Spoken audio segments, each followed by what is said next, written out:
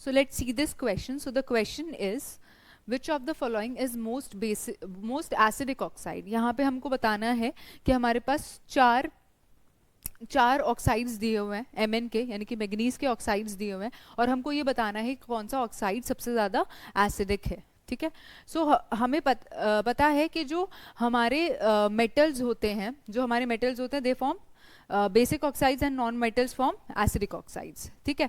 और अगर हम एसिडिक नेचर की बात करें तो जो एसिडिक नेचर होता है it is directly proportional to the oxidation state on the element. So the acidic nature या acidic character nature is directly proportional to the oxidation state,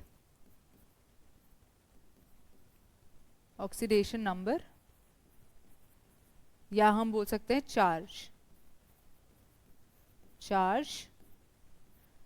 charge on the element. ठीक है. अब अगर हम यहाँ पे जो हमारा मैग्नीज है उस पर अगर हम चार्ज कैलकुलेट करें तो ऑक्सीजन के पास क्या होता है 2 नेगेटिव चार्ज होता है. ठीक है. तो इसलिए यहाँ पे Mn पे जो चार्ज होगा वो होगा +2. ठीक है. अब यहाँ पे अगर MnO2 है, ठीक है, ऑक्सीजन पे 2 नेगेटिव चार्ज है, एक ऑक्सीजन पे 2 नेगेटिव है तो 2 ऑक्सीजन पे 4 नेगेटिव चार्ज होगा. ठीक है. तो Mn पे यहाँ पे चार्ज होगा +4.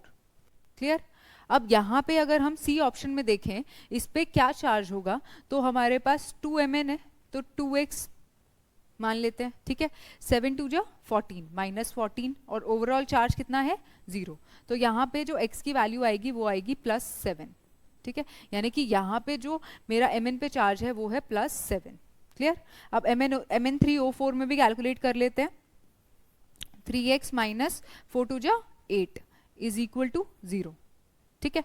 तो यहाँ पे जो वैल्यू आएगी वो कुछ फ्रैक्शनल वैल्यू आएगी, पर मुझे यहाँ पे दिख गया कि वो 7 से तो कम ही आएगी. ठीक है. तो इसलिए यहाँ पे जो +7 ऑक्सीडेशन स्टेट है वो क्या है, मैक्सिमम ऑक्सीडेशन स्टेट है.